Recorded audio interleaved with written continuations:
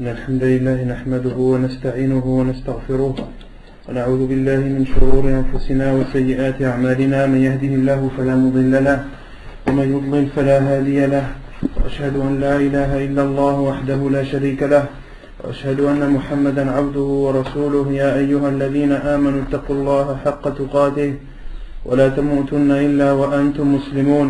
يا أيها الناس اتقوا ربكم الذي خلقكم من نفس واحدة وخلق منها زوجها وبث منهما رجالا كثيرا ونساء، واتقوا الله الذي تساءلون به والأرحام إن الله كان عليكم رقيبا.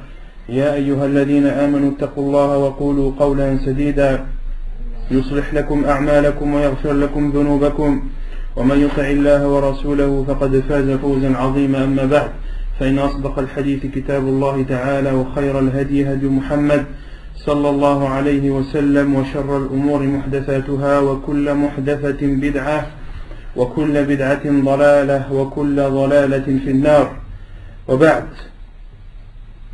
Donc nous continuons notre lecture ainsi que les commentaires sur le livre intitulé Al-Wajiz fi fiqh sunnati wal kitab al-aziz du Cheikh Abdul Azim ibn Badawi al-Khilafi.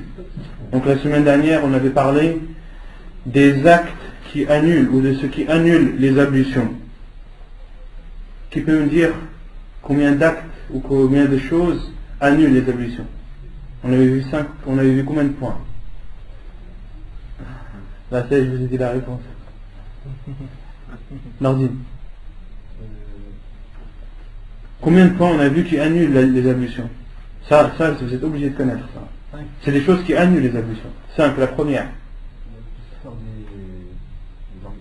Non, tout ce qui sort des orifices. Donc ça c'était la première chose, tout ce qui sort des orifices. C'est-à-dire tout ce qui sort des orifices. Il y a l'urine, il y a les excréments, il y a les gaz, il y a le sperme, il y a le liquide qui s'appelle al-madi. Il y a le liquide qui après avoir uriné, al-wadi. Et on a dit en général tout ce qui sort. Tout ce qui sort des orifices, tout ce qui sort des orifices annule les ablutions. Donc, comme tu l'as dit, l'urine, les excréments, les gaz, les liquides, tout ce qui sort des orifices, des deux orifices, annule automatiquement les ablutions. La deuxième chose, jamais. La deuxième chose qui annule les ablutions, le sommeil. Le sommeil. Et quelle est la preuve qu'on avait citée? Quelle est la preuve que le sommeil annule les ablutions?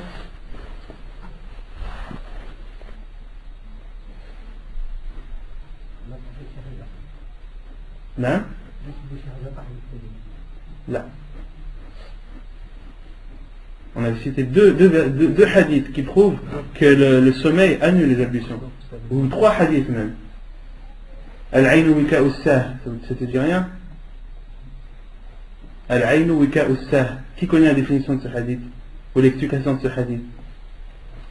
Al-Aïnu wika'u sah. C'est un hadith simple. Comme salam. Al-Aïnu, l'œil, wika'u sah. On avait dit que l'œil était wika, on avait dit que c'était ce qui attache. Wika'u sah, et sah, on a dit que c'était un des noms du derrière. Donc l'œil préserve, ou lorsque la personne est en état d'éveil, elle sait ce qui sort de son derrière. Autrement dit, lorsqu'elle dort, elle ne sait plus ce qui sort, donc elle doit refaire ses ablutions. Et on avait aussi cité le hadith du prophète ﷺ, où ensuite il a dit faman nama, dans ce même hadith, le prophète ﷺ a dit faman nama falyatawadda, celui qui dort, qu'il fasse ses ablutions. Et on avait cité la différence entre le sommeil et la somnolence. Quelle est la différence entre les deux? Le sommeil, la somnolence, c'est que tu entends ce qui se passe autour de toi. Non, mais parce qu'on entend tous, on entend tout ce qui est autour de nous. Mais on distingue pas. Voilà, mais on ne comprend pas. Donc ça c'est la somnolence. La définition de la somnolence, c'est d'entendre, on entend les voix, on entend ce qui se dit autour de nous, mais on ne comprend pas. Ça, c'est la somnolence. On avait cité le hadith du prophète qui dit lorsque l'un d'entre vous est atteint de somnolence et qu'il prie, qu'il s'arrête, qu'il aille dormir. Car car il ne sait pas, il peut demander à Allah le pardon alors qu'en fait il insulte sa personne, il insulte lui-même. Et le sommeil, on avait dit que c'était quoi? Le sommeil, on n'entend pas et on comprend pas. voilà. Le sommeil, c'est lorsqu'on n'entend ni ce qui se dit autour de nous et on ne comprend pas également. Et le sommeil, donc à partir du moment où la personne dort, qu'elle soit assise ou non, parce que certains savants disent si la personne est assise, qu'elle dort assise, ses ablutions ne sont pas annulées. Car le fait qu'il soit assis empêche tout gaz de sortir. Certains savants disent cela. Mais rajih, le plus sûr, est que même la personne, lorsqu'elle est assise, il peut y avoir des choses qui sortent il peut y avoir des gaz qui s'échappent de cette personne, même lorsqu'elle est assise. Et beaucoup de savants citent qu'un savant, un des savants de je ne sais plus quel siècle, était connu pour sa fatwa que celui qui dort assis, ses ablutions ne sont pas annulées. Et une fois, il était assis dans la mosquée, un homme était assis à ses côtés, dormait et a lâché un gaz.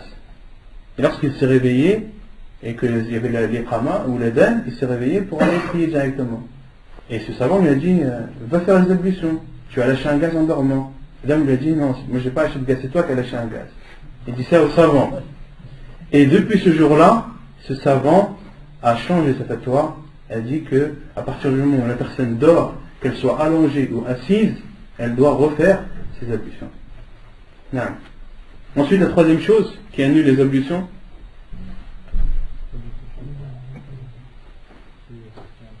non, le fait de toucher les parties intimes. Mais on avait cité une condition. Deux conditions. La première, qu'il touche ces parties sans plaisir, et plutôt avec plaisir et sans obstacle. Donc une personne qui touche son sexe, que ce soit un homme ou une femme, qui le touche sans obstacle et avec désir, ces ablutions sont automatiquement annulées. D'accord? Et la quatrième chose,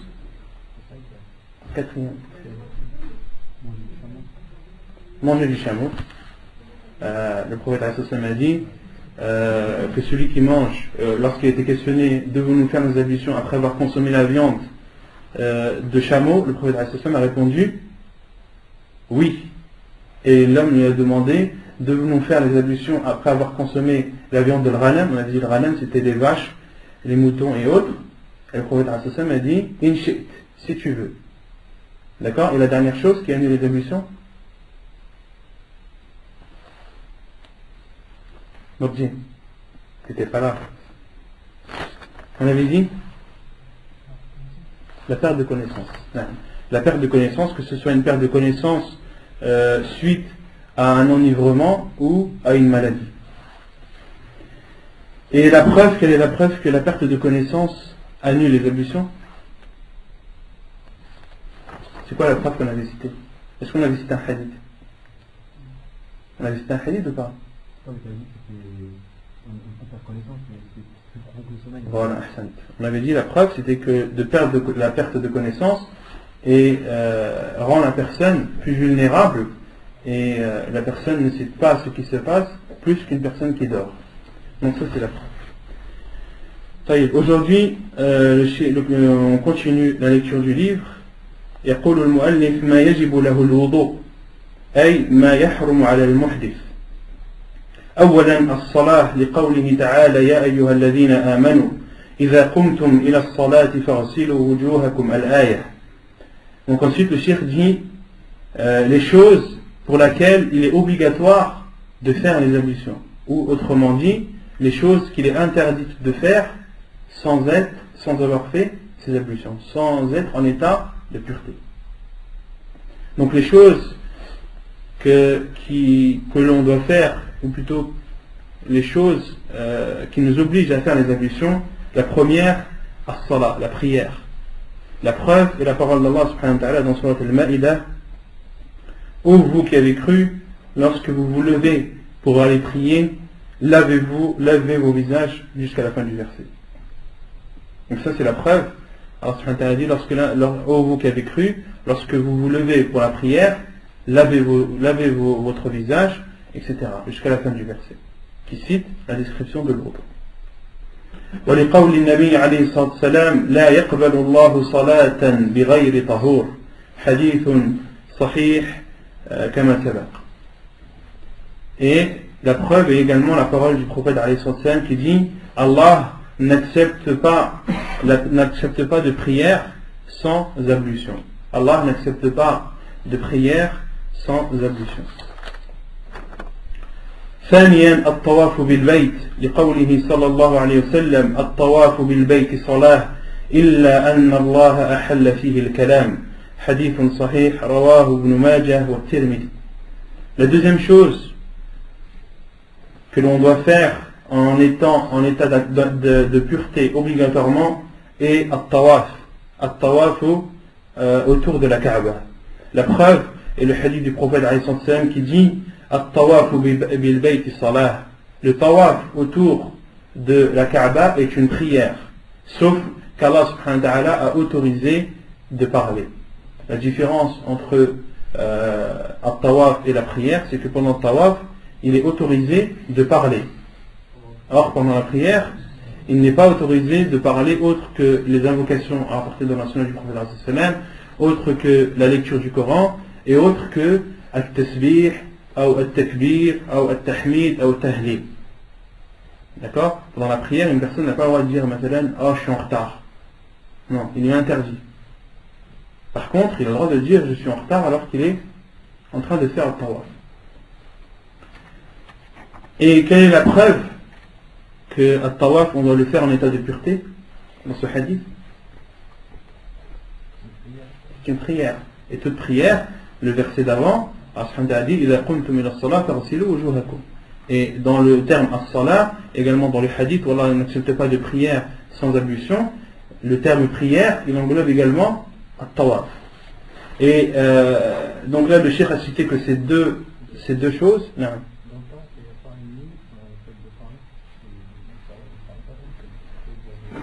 Ouais, après c'est clair, c'est déconseillé de parler, de dire des paroles futiles pendant le tawaf, mais il n'y a rien qui l'interdit. Il n'y a rien qui l'interdit.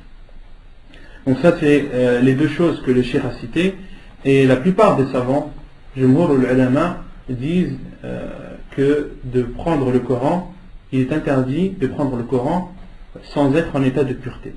Certains savants l'autorisent, mais la plupart l'interdisent. Voilà, car Allah dit dans le Coran, la yamassuhu illa al-mutahharun, ne le touche que ceux qui sont en état de pureté. Donc ici le cheikh considère que de toucher le Coran en n'ayant pas ces ablutions est autorisé, même si c'est détestable, mais c'est autorisé, ce n'est pas obligatoire. Ça c'est l'avis du cheikh, de même que c'est l'avis de Cheikh Al-Albani rahimahullah, mais la plupart des savants disent que de toucher le Coran, pour toucher le Coran, il faut obligatoirement être en état de pureté.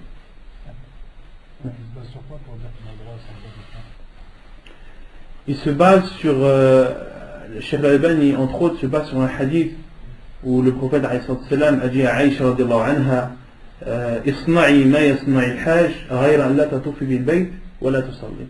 Lorsque Aïcha radiallahu anha a dit au prophète qu'elle avait ses règles, et elle a demandé au prophète qu'est-ce qu'elle pouvait faire, le prophète lui a dit Isna'i ma yasna'i al-hajj, fais ce que le hajj fait, c'est-à-dire as-sa'i, et tout ce qui est Aminan, Arafat, etc. Isna'i ma yasna'i al-hajj ghayra an la tatufi bil bayti wa la tusalli. Sauf, ne fais pas le tawaf, le prophète a dit à Aïcha, ne fais pas le tawaf et ne tourne pas et ne prie pas. غير أن لا تطوفي بالبيت ولا تصلي. Et Cheikh Al-Albani dit, rahimahullah, dit parmi les choses que fait le Hajj, c'est quoi? Il est le Mushaf. Parmi les preuves de Cheikh Al-Albani, rahimahullah. Et si vous voulez, je vous rapporterai les preuves plus en détail la semaine prochaine, Inch'Allah. يقول المؤلف ما يستحب له الوضوء أولا ذكر الله عز وجل لحديث المهاجر بن قنفذ أنه سلم على النبي صلى الله عليه وسلم وهو يبول. Donc ceux qui ont le livre, il y a une erreur dans le livre, c'est marqué وهو يتوضأ. C'est une erreur, il faut la rectifier par وهو يبول. فلم يرد عليه حتى توضأ فرد عليه وقال إنه لم يمنعني أن أرد عليك إلا أني كرهت أن أذكر الله إلا على طهارة. حديث صحيح رواه ابن ماجه وابو داود والنسائي. Maintenant, le cheikh va citer des choses que l'on peut faire et par laquelle il est préférable d'avoir ces ablutions. Les choses qu'on peut faire et avec laquelle il est préférable d'être en état de pureté. La première chose, le rappel d'Allah subhanahu wa ta'ala. De faire le rappel, il est préférable à une personne qui veut faire le dhikr, qui veut faire le rappel d'Allah subhanahu wa ta'ala, d'être en état de pureté. La preuve est le hadith de Muhajir ibn Qunfud, qui dit qu'il a salué le prophète alayhi salam alors qu'il était en train d'uriner. Qui était en train d'uriner? Le prophète sallallahu alayhi wa sallam. Ibn Qunfud a salué le prophète alayhi salam alors que le prophète sallallahu alayhi wa sallam était en train d'uriner. Et le prophète sallallahu alayhi wa sallam ne lui a pas répondu. Il n'a pas répondu à son salam. Jusqu'à ce qu'il ait fait ses ablutions. Puis, après avoir fait ses ablutions, le prophète sallallahu alayhi wa sallam a répondu à son salam et lui a dit il ne m'a la chose qui m'a interdit de te répondre, ou la chose qui m'a empêché de répondre à ton salam, c'est que je déteste de citer le nom d'Allah sauf en état de pureté. Le prophète sallallahu alayhi wa sallam a dit illa anni karihtu an adhkura Allah illa ala tahara. Et les savants ont dit, le prophète sallallahu alayhi wa sallam a dit illa anni karihtu, il m'est détestable de citer le nom d'Allah sauf en état de pureté. Donc les savants ont déduit qu'il est préférable à une personne, et as-salam ça fait partie du dhikr, de répondre au salam ça fait partie du dhikr, car as-salam c'est un des noms d'Allah subhanahu wa ta'ala. Et les savants ont déduit qu'il est préférable à une personne qui veut faire le dhikr, qui veut citer le nom d'Allah, d'être en état de pureté. ثانيا النوم لما رواه البراء بن عازب رضي الله عنه قال النبي صلى الله عليه وسلم إذا أتيت مضجعك فتوضأ وضوءك للصلاة ثم اضطجع على شقك الأيمن ثم قل اللهم أسلمت نفسي إليك ووجهت وجهي إليك وفوضت أمري إليك وألجأت ظهري إليك رغبة ورهبة إليك لا ملجأ ولا منج منك إلا إليك اللهم آمنت بكتابك الذي أنزلت ونبيك الذي أرسلت فإن مت من ليلتك فأنت على الفطرة واجعلهن آخر ما تتكلم به. حديث رواه البخاري ومسلم وهو متفق عليه. La deuxième chose qu'il est préférable de faire ou que l'on peut faire en état ou dans lequel il est préférable d'être en état de pureté est le sommeil. Il est préférable de dormir en état de pureté. La preuve est le hadith de Bara ibn Azib radiyallahu anhu qui dit, le prophète sallallahu alayhi wa sallam a dit, lorsque tu vas te coucher, fais tes ablutions comme tu les fais pour prier, avant la prière. Puis allonge-toi sur ton côté droit. Puis allonge-toi sur ton côté droit. Est-ce qu'il est autorisé de s'allonger sur le côté gauche? Sur le ventre? Pourquoi? Non, les gens vont faire. Donc il est autorisé de se coucher sur le côté droit, c'est le meilleur, c'est le préférable. Il est autorisé aussi de se coucher de dormir sur le côté gauche, mais sur le ventre, le prophète m'a dit que c'était la position des gens de l'enfer. Non, sur le dos c'est autorisé aussi. Non. Est-ce que tu veux demander? La seule chose, la seule position où l'interdiction est rapportée, c'est sur le ventre. Puis le prophète lui a dit, puis dit, Allahumma aslamtu nafsi ilayk. Oh Allah, je soumets ma personne à toi. Wajjahtu wajhi ilayk. Et je dirige mon visage vers toi. Wa fawwadtu amri ilayk. Et je te laisse وفوضت أمري إليك, je laisse tout ce qui m'appartient ou tout ce qui me concerne, je le laisse à ta charge. وألجأت ظهري إليك, et je tourne mon dos aussi vers toi, رغبة ورهبة إليك, tout en espérant et en ayant peur de toi. لا ملجأ منك لا ملجأ ولا منجا منك إلا إليك. On ne peut aller ni fuir de toi. On ne peut aller que vers toi et on ne peut fuir de toi. Personne ne peut fuir d'Allah subhanahu wa ta'ala. Allahumma amantu bi kitabika alladhi anzalt.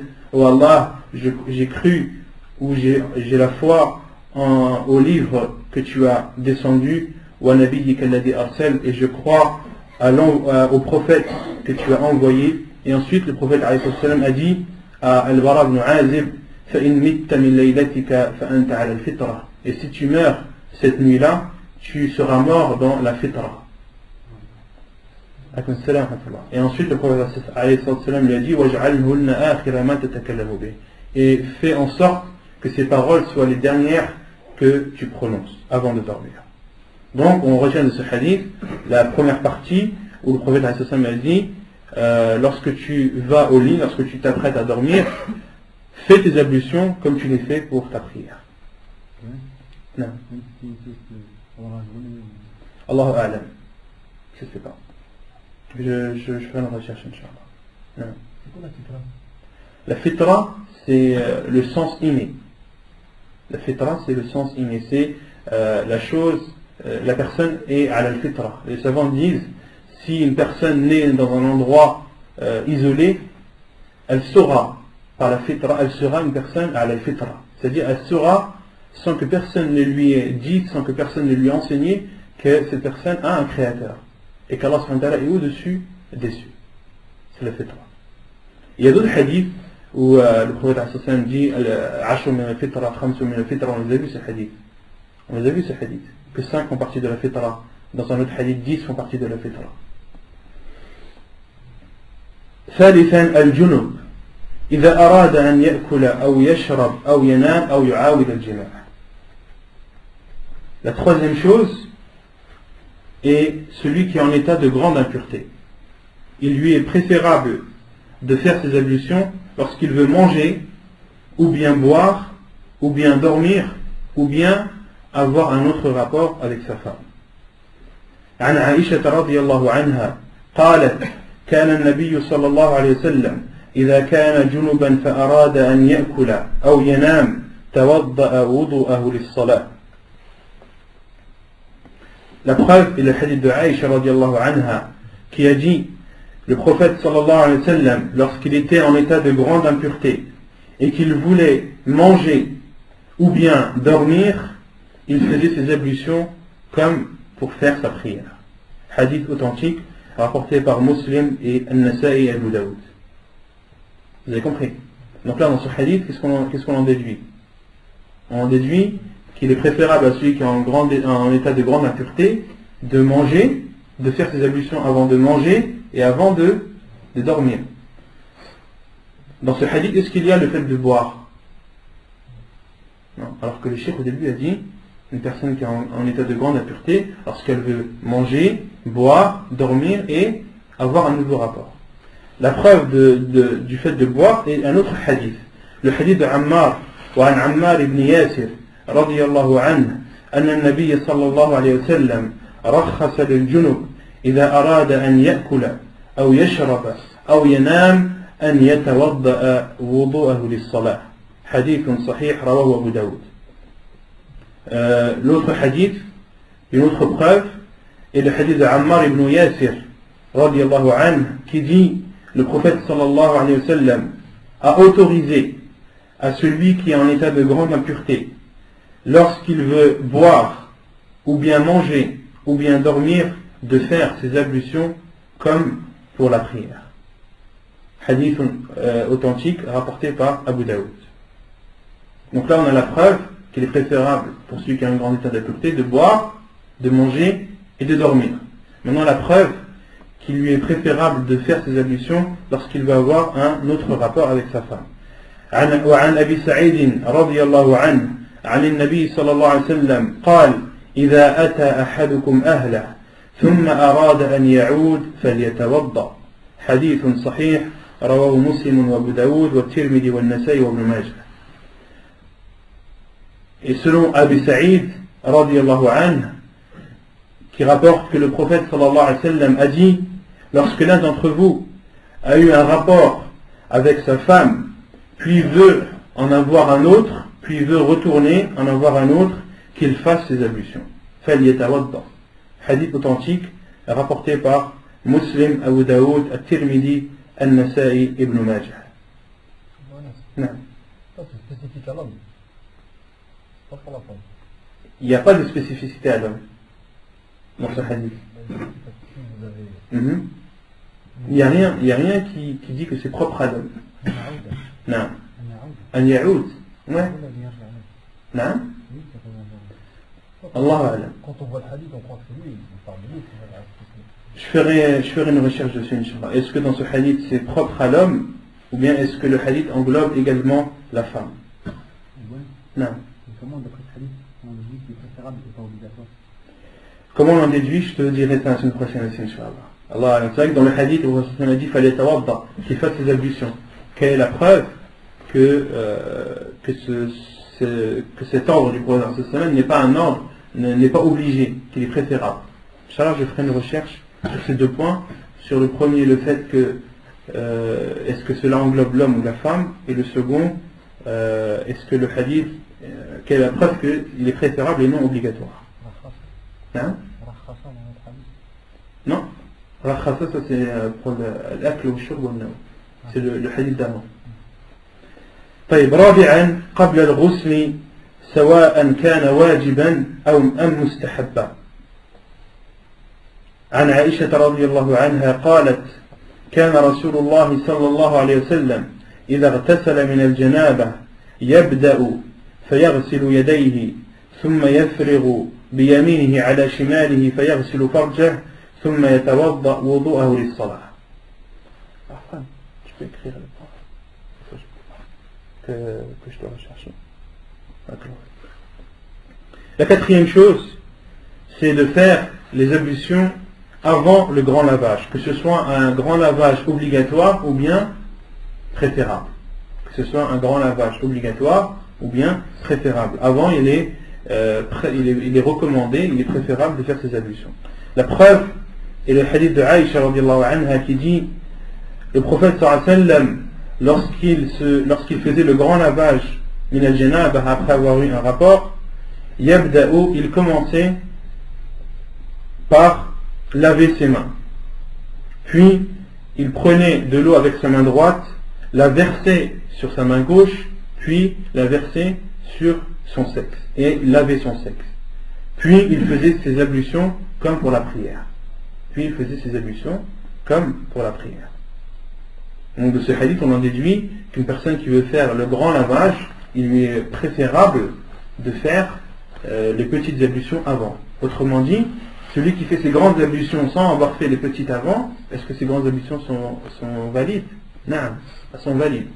On va citer, Inch'Allah, après les conditions ou comment faire le grand lavage, mais sachez dès maintenant que les petites ablutions avant sont préférables et non obligatoires, selon l'avis le plus sûr des savants.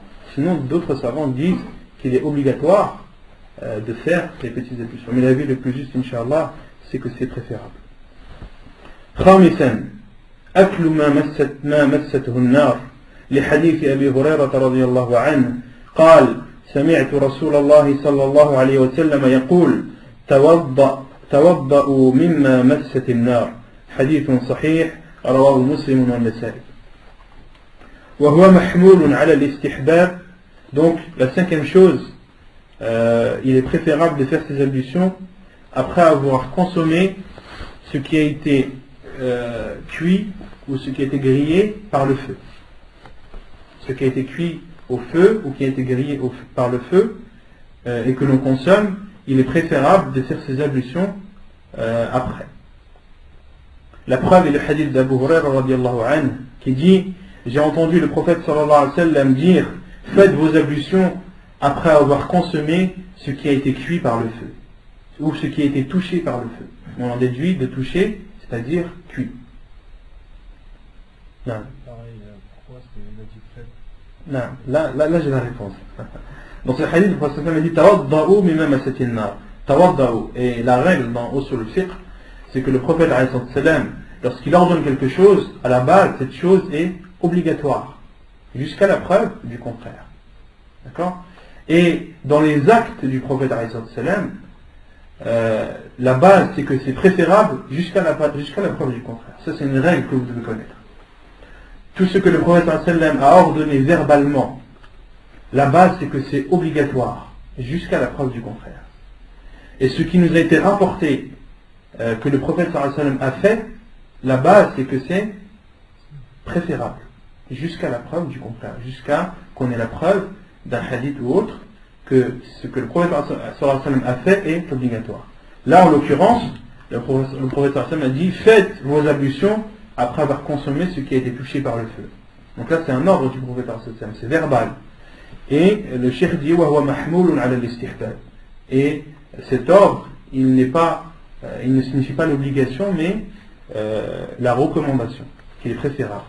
La preuve, les hadiths Amr ibn Umayyah al-Dumari قال رأيت النبي صلى الله عليه وسلم يحتز من كتف شاه فأكل منها فدعا إلى الصلاة فدعي إلى الصلاة فقام وطرح السكين وصلى ولم يتوضأ. حديث صحيح رواه مسلم والبخاري.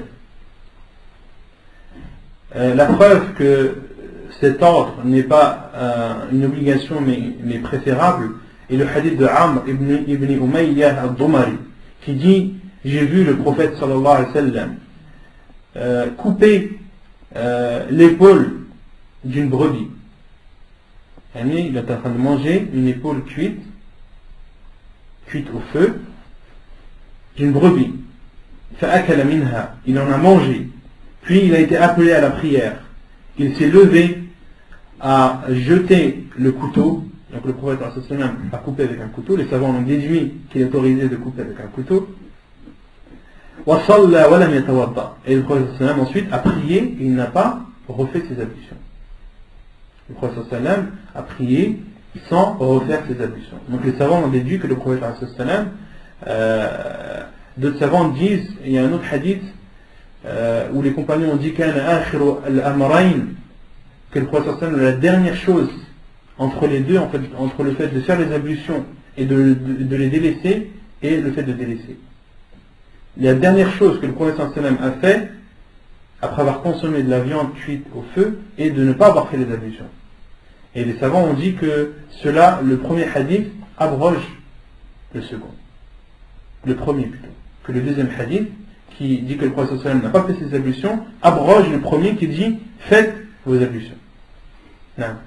Il n'y a pas un avis comme quoi quand on est en train de manger, même si c'est lors de la salat, on n'interrompt pas le repas. Le hadith, je crois qu'il est khas la salat bi hadrat al-ta'am. Allahu a'lam. Il faut que je vois. Il y a un hadith qui dit il n'y a pas de prière alors que le repas est servi. Peut-être que dans ce hadith, le prophète avait fini de manger. Mais dans le hadith, si mes souvenirs sont bons, dans ce hadith-là, le prophète est retourné et a terminé ce qu'il avait commencé. Inch'Allah, je verrai ça la semaine prochaine. Non. Il dit dans ce hadith-là que dès que tu as plus faim. Dès que tu as plus faim. Dès que tu as rempli ce qui t'empêche d'être. Dès que tu es rassasié. Tu dois passer. Inch'Allah, je ferai une recherche sur ce point et je me donnerai la réponse, Inch'Allah. Barakallah. L'autre hadith que tu as cité tout à l'heure, sur la viande de chameau dans laquelle on doit. Ouais. Après, il a autorisé de manger du bœuf. Non. On ne peut pas faire de bœuf. Non. Quand c'est touché par le feu. Ouais, mais justement, ce hadith-là, il prouve ce qu'on dit. Non, il peut prouver ce qu'on dit. Sadisan. Donc là, on a vu combien de points là? 5. Vous pouvez nous citer?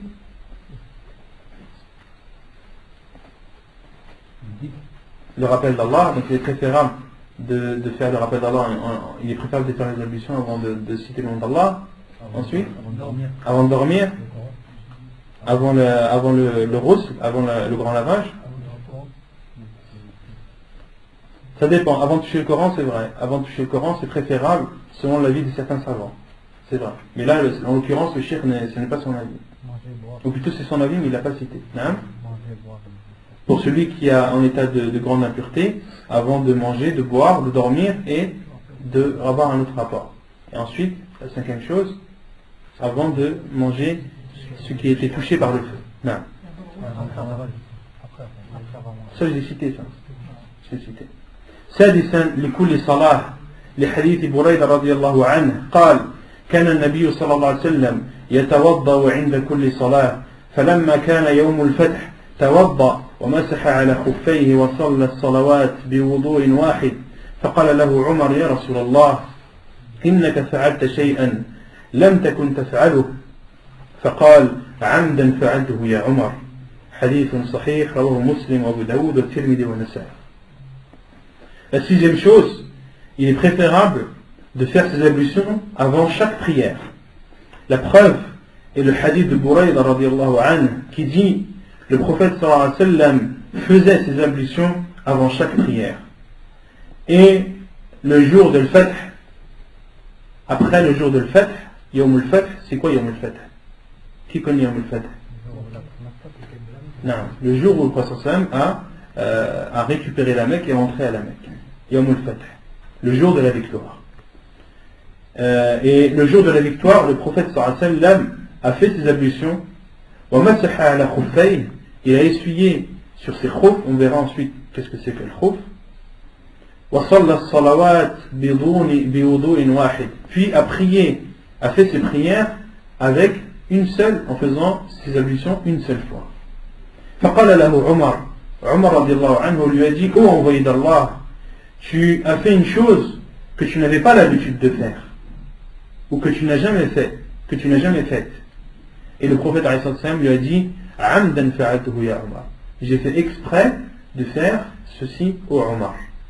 Le prophète sallam a fait exprès de faire cela pour montrer qu'il est préférable, d'accord, et non obligatoire. Qu'il est préférable et non obligatoire de faire ces ablutions avant chaque prière.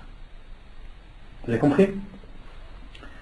سابعا عند كل حدث لحديث بريدة رضي الله عنه قال أصبح رسول الله صلى الله عليه وسلم يوما فدعا بلالا فقال يا بلال بما سبقتني إلى الجنة إني دخلت البارح الجنة فسمعت خشخشتك أمامي فقال بلال يا رسول الله ما أذنت قط إلا صليت ركعتين ولا أصابني حدث قط إلا توضأت عنده فقال رسول الله صلى الله عليه وسلم لهذا حديث صحيح رواه ابن ماجه والترمذي.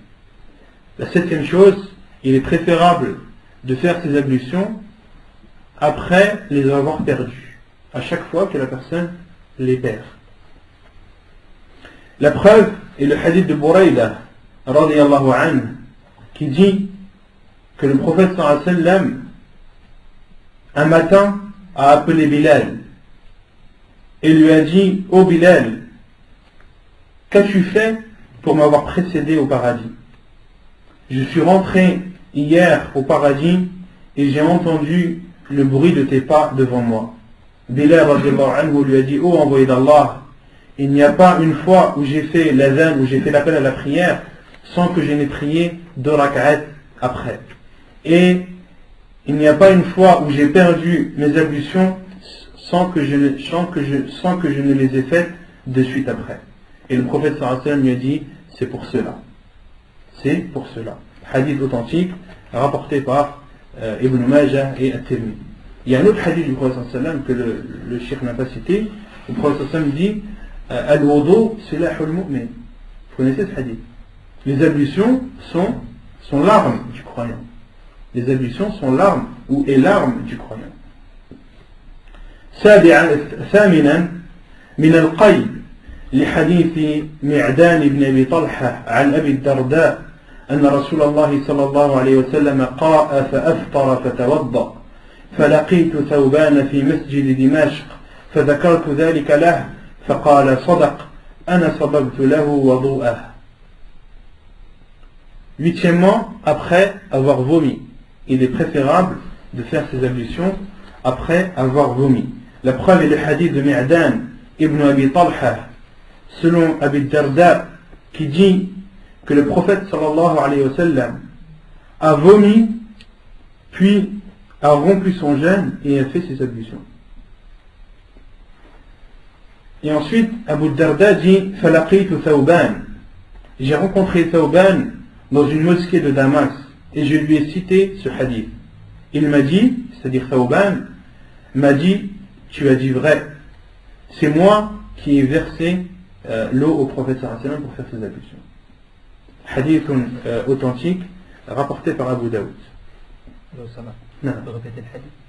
Le hadith selon Mi'dan ibn Abi Talha, selon Abu Darda radiyallahu anhu, qui dit le prophète sallallahu alayhi wa sallam a vomi,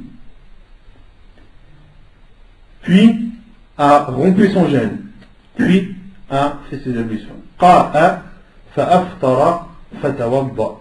Falaqitu, donc Abi Darda dit, j'ai rencontré Thawban dans la mosquée de Damas et je lui ai cité ce hadith. Il m'a dit, c'est-à-dire Thawban a dit Sadaq, tu as dit vrai, c'est moi qui lui ai versé l'eau avec laquelle il a fait ses ablutions. Dans ce hadith, le prophète sallam a vomi et a rompu son jeûne. Or, ce qui est connu, c'est que celui qui vomit, alors qu'il jeûne, est-ce que son jeûne est annulé ou pas? Non, ça dépend si c'est volontaire ou non. Et les savants ont dit que le prophète dans ce hadith a vomi volontairement.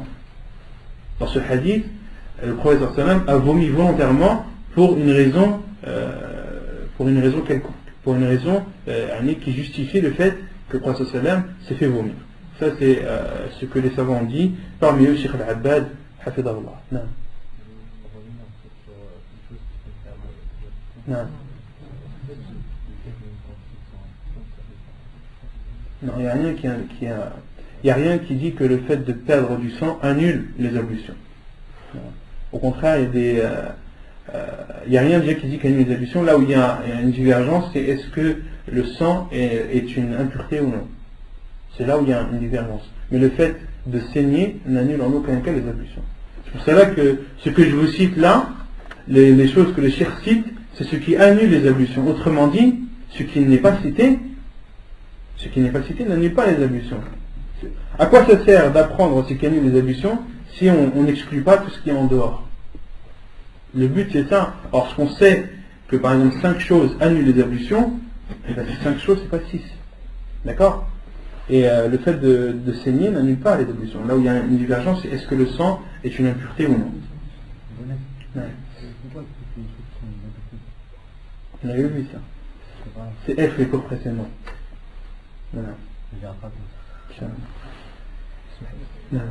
Comme on est revenu pour ce qui concerne la viande de chameau, le hadith il n'est pas d'arrêt? Non, le hadith il est authentique. Le hadith il est rapporté par Abu Daoud, Tirmidhi ibn Majah. Il y a 2 hadiths. Tawaddu min luhum al-ibil, et l'autre hadith il est rapporté par Muslim. De toute façon il n'y a que des hadiths sahih. Non, mais celui-là, la plupart des hadiths cités dans ce livre sont soit Hassan, soit la plupart sont sahih, sont authentiques, authentifiés par Cheikh Al-Albani. Soit ils sont dans Sahihain, soit ils sont dans Bukhari ou Muslim, ou soit ils sont authentifiés ou bien jugés bons par Cheikh Al-Albani. Tous. Non. Tous ou la plupart. Tous ou la plupart. Non.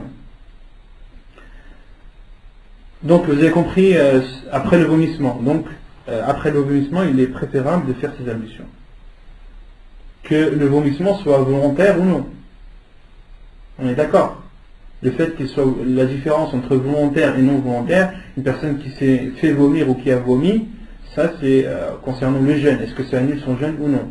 D'accord? Mais le fait de faire ses ablutions, celui qui vomit, qu'il ait vomi volontairement ou non, il est préférable de faire ses ablutions après. تاسعا من حمل الميت لقوله صلى الله عليه وسلم من غسل ميتا فليغتسل ومن حمله فليتوضأ حديث صحيح رواه ابن حبان والبيهقي والترمذي.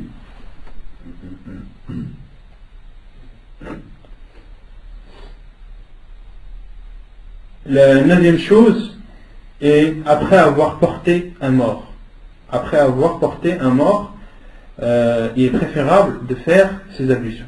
La preuve est le hadith du prophète sallallahu alayhi wa sallam, celui qui lave un mort, qu'il fasse le grand lavage. Et celui qui porte un mort, c'est-à-dire qu'il le porte vers le cimetière, qu'il fasse ses ablutions. Non? Le mort, hacha. Non, le mort c'est une impureté. Mais le fait de le porter, le prophète sallallahu alayhi wa sallam a dit qu'il était préférable de faire ses ablutions. D'accord? Et même le fait de laver, le lavage, l'avis le plus juste c'est que c'est préférable et non pas obligatoire. Celui qui a lavé un mort, il est préférable de faire le grand rossi. D'accord? Mais en aucun cas, ça veut dire en aucun cas, c'est parce qu'un mort est impur. Non, le mort il n'est pas impur. Ensuite, le cheikh a mis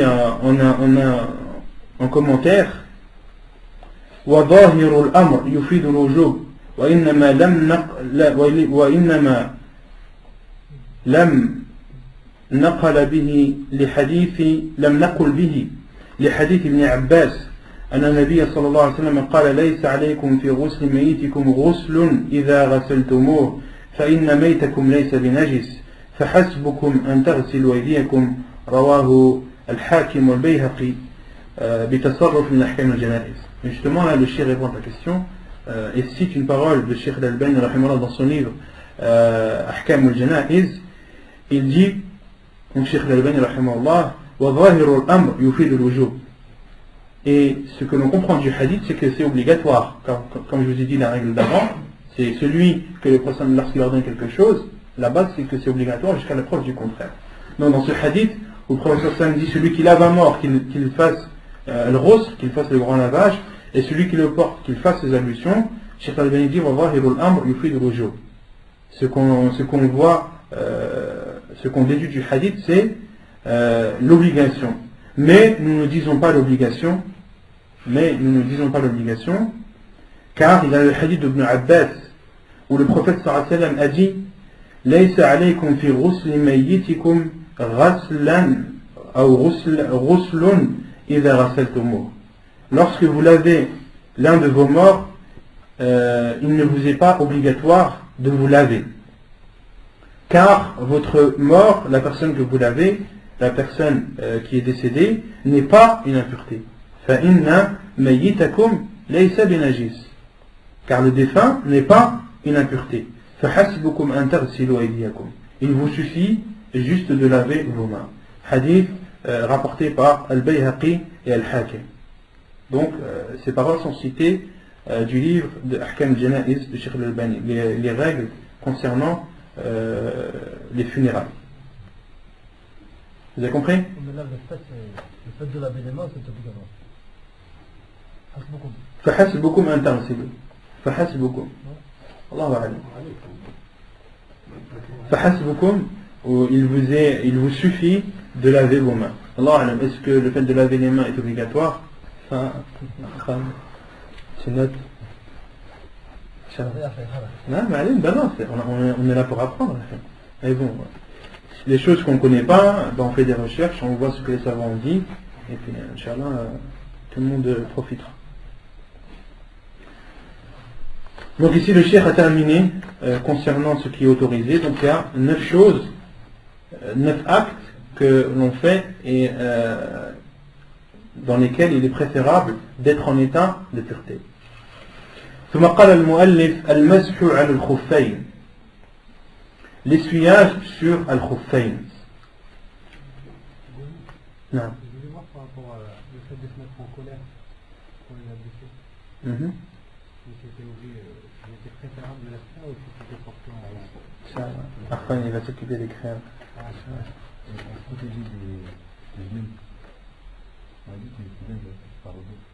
قل هاتوا برهانكم إن كنتم صادقين.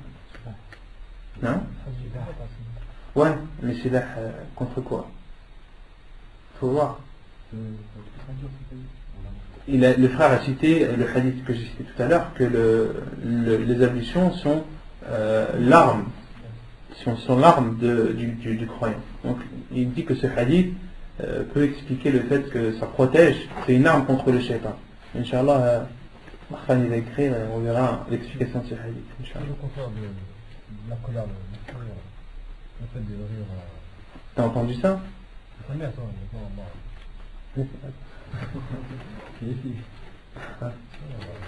Est-ce que le fou rire, est-ce qu'il est préférable de faire les ablutions après un fou rire? T'as entendu ça? Ça, là, on verra. طيب المسح على الخفين. Donc l'essuyage sur al-khuffayn. Al-khuffayn, comme l'a dit Cheikh Ibn Uthaymin rahimahullah, al-maqsoud bil-khufaf ma yulbasu ala rijl min jildin wa nahwi. Al-khuf, c'est ce qui se porte au pied, qu'il soit en cuir ou autre. Wal-maqsoud bil-jawarib ما يلبس عليها من قطن ونحوه وهو ما يعرف بالشراب. Et al-jawrab, c'est ce qui se porte au pied, qui est en laine ou autre, en coton, en laine ou autre. D'accord? Donc lorsqu'on parle de l'khuf, c'est ce que l'on met au pied, ce que l'on porte au pied, qui soit en cuir ou similaire. Qui soit en cuir ou similaire. Et lorsqu'on parle de jawrab, c'est ce que l'on porte au pied, qui soit en coton, en tissu, en laine ou similaire. Le jawrab. Non, chaussette ou autre que chaussette. Les savants disent que même une personne, car à l'époque du prophète ﷺ, les compagnons étaient pauvres. Et lorsqu'il y avait du froid, qu'est-ce qu'ils faisaient à leurs pieds? Ils prenaient un bout de tissu et on roulait leurs pieds autour. D'accord? Et essuyer sur ceci. Les savants appellent ça la faïf. Les compagnons de l'Inde, ils étaient pauvres. Quand il faisait froid, ils n'avaient pas de chaussettes à l'époque, ils ne pouvaient pas se permettre de mettre des khuf, et certains prenaient un tissu, l'entouraient autour de leurs pieds. Et Cheikh Ibn Uthaymin dit aussi, قال رحمه الله كل ما يسمى خفا فإنه يجوز المسح عليه. Tout ce qui s'appelle khuf, il est autorisé d'essuyer par-dessus. Lakin bi shart, mais il y a des conditions. An yakuna tahira. La première, c'est qu'il soit pur. Que le khuf que l'on met au pied, qu'il soit pur. Wa yushtaratu an yakuna mubahan 'inda kathir min ahli al-'ilm. Et la plupart des savants disent que ce khuf doit être autorisé. Qu'est-ce que ça veut dire, il doit être autorisé? Non. On peut dire la peau, sahih. On peut dire la peau, comme la peau d'une, comment dire, d'une bête qui n'a pas été tannée, ou bien la peau de porc. Hein, on peut dire ça. Ou, par exemple, celui qui met des khuf ou qui couvre son pied avec de la soie, si c'est un homme. Il lui est interdit d'essuyer dessus. Car la soie, le prophète a interdit la soie aux hommes. ولا يشترط على القول الراجح أن يكون ساترا لجميع الرجل. Et ce n'est pas une condition qu'il couvre tout le pied. بل لو كان فيه خروق أو شقوق فإنه لا بأس به. Même s'il est troué ou qu'il y a des failles, il est autorisé d'essuyer dessus quand même. فإنه لا بأس به لو كان شفافا ترى من ورائه الجلد. ترى من ورائه الرجل. De même que ce n'est pas une condition qu'il soit opaque. C'est-à-dire même si le khuf est transparent, qu'il laisse apparaître la couleur du pied, il est quand même autorisé d'essuyer dessus. فالصحيح أنه يجوز المسح عليه وهو اختيار شيخ الإسلام ابن تيمية رحمه الله. لأن المقصود بذلك هو التوسع على الخلق والتسهيل عليه.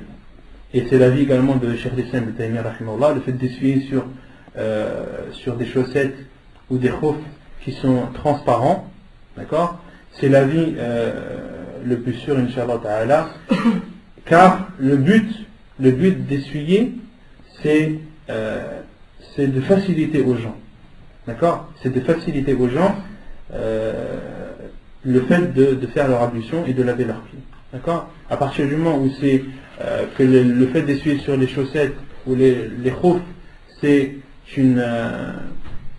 comment dire, le but est de faciliter aux gens, il n'est pas raisonnable de mettre plein de conditions. Car certains savants posent énormément de conditions.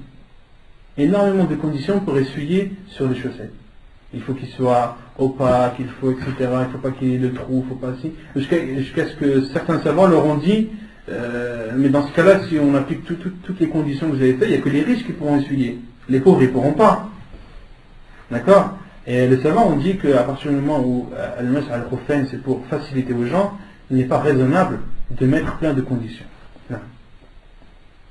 قال الإمام النووي رحمه الله, donc le cheikh dit, commence, قال الإمام النووي رحمه الله في شرح مسلم أجمع من يعتد به في الإجماع على جواز المسح على الخفين في السفر والحضر سواء كان لحاجة أو لغيرها.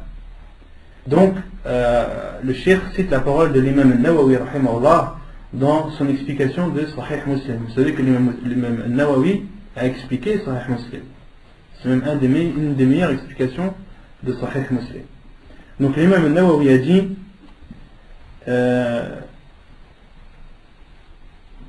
les gens qui sont une référence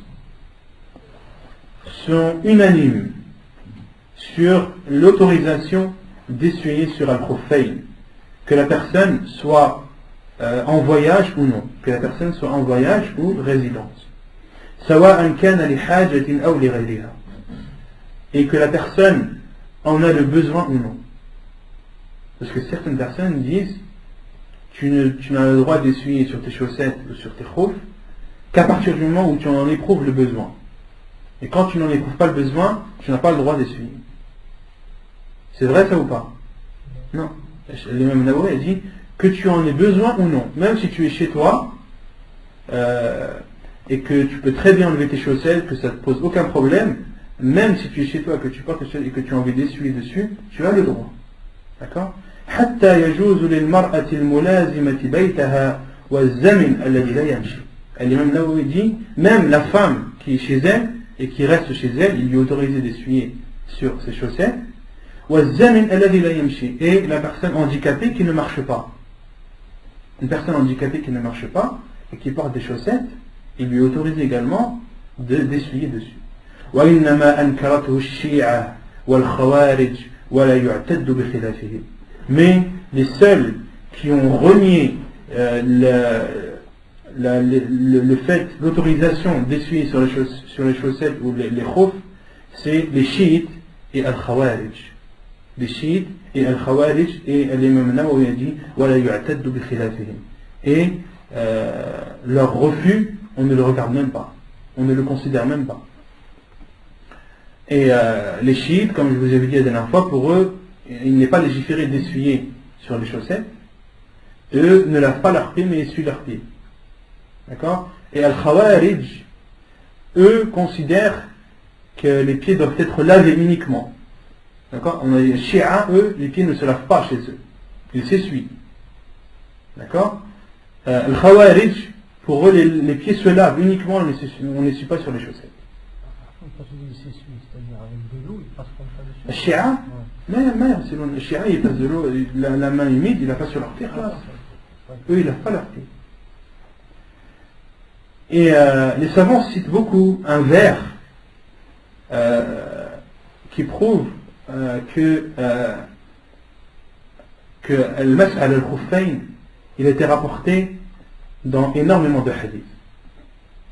Il cite souvent le vers mimma tawatara hadith man kadab wa man bana lillahi baytan wahtasab wa ru'yatun. Donc si on compte mimma tawatara hadith man kadab wa man bana lillahi baytan wahtasab wa ru'yatun shafa'atun wal hawd wa mashu khuffayn wa hadi ba'd. Donc, si je vous traduis textuellement ce vers, ce qui a été rapporté de façon mutawatir, al-mutawatir, on avait dit que c'était le hadith le plus authentique, le degré de hadith le plus authentique. Ce qui a été rapporté dans des hadiths mutawatir, Hadith man kadab. C'est quoi hadith man kadab? Man kadaba alayya muta'amidan falyatabawwa maq'adahu min an-nar. Celui, le prophète a dit, celui qui ment à mon sujet, qu'il se réserve sa place en enfer. Ce hadith a été rapporté et mutawatir, a atteint le plus haut degré d'authenticité. وَمَنْ بَنَى لِلَّهِ بَيْتًا وَاحْتَسَبَ. Et celui qui a construit une mosquée pour Allah subhanahu wa ta'ala. Les hadiths qui parlent de la construction des mosquées sont mutawatir. وَرُؤْيَةٌ, la vision, c'est-à-dire la vision d'Allah subhanahu wa ta'ala le jour du jugement.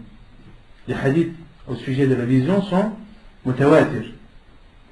وَرُؤْيَةٌ شَفَاعَةٌ, l'intercession. Aussi, les hadiths concernant l'intercession du prophète ou des envoyés, des prophètes, les hadiths sont mutawatir. وَرُؤْيَةٌ شَفَاعَةٌ وَالْحَوْضُ, le bassin du prophète, les hadiths parlant du bassin du prophète sont mutawatir. وَمَسْحُ خُفَّيْنِ, et d'essuyer sur al-khuffayn. Aussi, les hadiths à ce sujet sont mutawatir. وَهَذِي بَعْضُ, c'est-à-dire, et ceux-ci sont seulement quelques-uns. C'est seulement des exemples cités. Mais les savants utilisent beaucoup ce vers pour se rappeler de ces 6 choses. Non. Non, ce vers-là, c'est les savants qui le citent en général. قال الحسن البصري رحمه الله حدثني 70 من أصحاب رسول الله صلى الله عليه وسلم أن رسول الله صلى الله عليه وسلم كان يمسح على الخفين. Al-Hassan al-Basri, qu'Allah lui fasse miséricorde, a dit 70 des compagnons du prophète sallallahu alayhi wa sallam m'ont rapporté que le prophète sallallahu alayhi wa sallam essuyait sur ses khuffayn. Donc ça prouve que le hadith est mutawatir. Al-Hassan al-Basri dit 70 compagnons différents lui ont rapporté que le prophète sallallahu alayhi wa sallam essuyait sur ses khuffayn. Autrement dit, il n'y a aucun doute sur le fait d'essuyer sur le khuffayn, que c'est légiféré. Et même les savants citent al-mas' ala al-khuffayn dans les livres de Aqida. Dans les livres de Aqida, les savants citent le mas' ala al-khuffayn. Alors que c'est du fiqh, mais ils le citent dans les livres de Aqida, comme l'imam al-Barbahari le cite dans son livre. D'accord? Et les savants citent le mas' ala al-khuffayn dans leur livre de Aqaïd pour montrer premièrement que qu'il n'y a chez eux aucun doute sur le fait que c'est légiféré, et deuxièmement c'est pour répondre aux chiites et aux khawarij. C'est une forme de réponse aux chiites et aux khawarij. وأحسن ما يحتج به لجواز المسح ما رواه مسلم عن الأعمش عن إبراهيم عن همام قال بال جرير ثم توضأ ومسح على خفيه فقيل تفعل هذا قال نعم رأيت رسول الله صلى الله عليه وسلم بال ثم توضأ ومسح على خفيه قال الأعمش قال إبراهيم كان يعجبهم هذا الحديث لأن إسلام جرير كان بعد نزول المائدة. Et la meilleure preuve que l'on peut utiliser pour prouver qu'il est légiféré d'essuyer sur al-khuffayn ou les chaussettes ou autres, c'est ce qui a été rapporté dans le Sahih Muslim, selon Al-A'mash, selon Ibrahim, selon Hammam, qui dit Jarir a uriné. Jarir, un des compagnons du Prophète sallam, a uriné, puis a fait ses ablutions et a essuyé sur ses khuffayn. Il lui a été dit, tu fais cela, c'est-à-dire tu essuies sur tes khuffayn. Il a dit oui, j'ai vu le prophète sallallahu alayhi wa sallam uriner, puis faire ses ablutions et essuyer sur ses khuffayn. Et Al-A'mash a dit, Ibrahim a dit que ce hadith nous plaisait beaucoup, car la conversion de Jarir, de ce compagnon, a été faite, où Jarir s'est converti après la descente de Surat al-Ma'idah. Après la révélation de Surat al-Ma'idah. Et dans Surat Al-Ma'idah, Allah, qu'est-ce qu'il dit? Wa'silu arjulakum ila al-ka'bayn. Dans Surat Al-Ma'idah, on avait les versets, et lavez vos pieds jusqu'aux chevilles. D'accord? Si Jarir anhu s'était converti avant, on aurait pu dire le verset est venu abroger les hadiths. Mais là, Jarir anhu s'est converti après la révélation de Al-Ma'idah. Donc, après qu'Allah il dit lavez vos pieds jusqu'aux chevilles. D'accord? Et lui, il a vu le prophète sallam, Jarir anhu a vu le prophète sallam essuyer sur ses khoufs après la révélation de Al-Ma'idah. Donc, autrement dit, cela prouve qu'il est autorisé.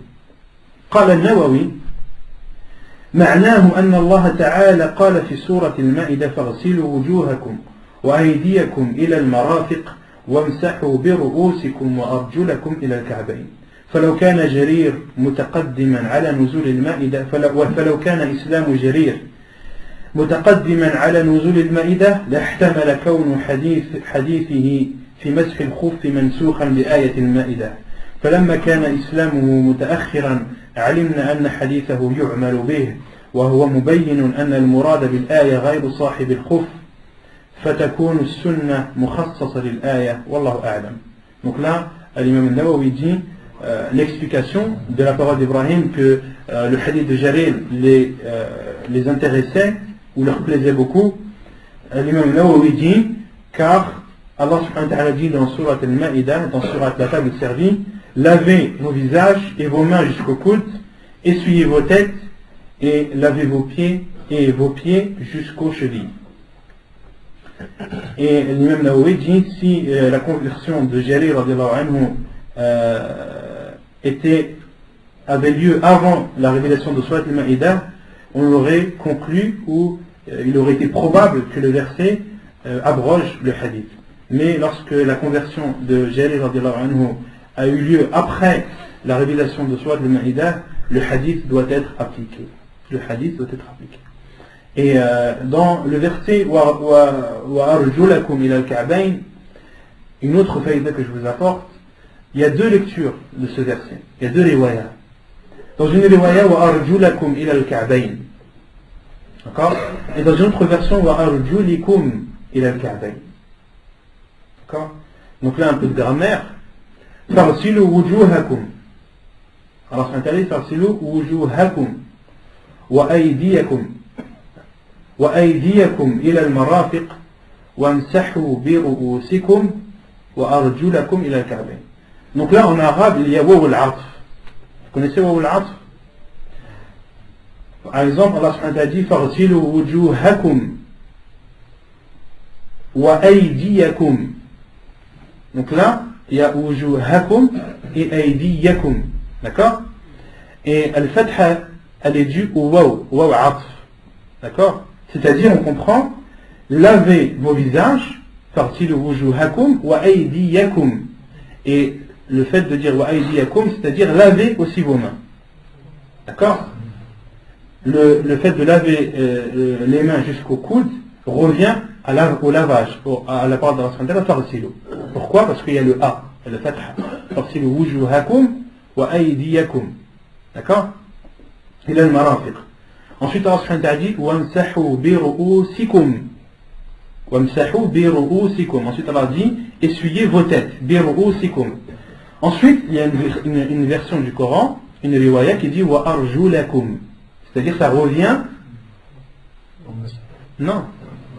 Ça revient au rasl. Allah a dit farsilu wujuhakum wa aydiyakum. Et lorsque dans le verset il est dit wa arjulakum, ça revient au ghusl. Le masque vient avant. J'arrive. Ça c'est la première lecture. D'accord? Wa arjulakum. Lorsqu'on prend wa arjulakum, c'est-à-dire laver vos pieds. Il y a une autre lecture du Coran, wa arjulikum. Et wa arjulikum, elle revient au mash. Pourquoi? Parce qu'Allah a dit famsahu bi ru'usikum avec le kasra, wa arjulikum. C'est-à-dire essuyez votre tête, vos têtes, et on comprend essuyez vos pieds. Et les savants, comment ils ont compris ce verset? Essuyez vos pieds. Comment on comprend? Ils ont dit wamsahu bi ru'usikum wa arjulikum, c'est-à-dire lorsque vos pieds sont couverts. Et dans cette riwaya, il y a la preuve de l'mas ala al-khuffayn. Parce qu'Allah subhanahu wa ta'ala, et c'est pour ça que les différentes lectures du Coran, elles donnent un plus d'informations. Dans ce verset, les savants disent comme si Allah subhanahu wa ta'ala nous avait cité les deux cas du pied. Le pied, soit il est nu, dans ce cas, il y a la lecture wa arjulakum, c'est-à-dire lavez vos pieds, et l'autre cas du pied lorsqu'il est couvert. Et là intervient la deuxième lecture qui est wa arjulikum, c'est-à-dire essuyez vos pieds. Hein? Vous avez compris? Essuyez vos pieds, c'est-à-dire lorsqu'ils sont couverts. On a accepté بهذا القدر. Donc Inch'Allah, on va s'arrêter ici concernant le mas'ala al-khuffayn et on continuera la semaine prochaine. وصلى الله وسلم وبارك على نبينا محمد وعلى آله وصحبه أجمعين وآخر دعوانا الحمد لله رب العالمين.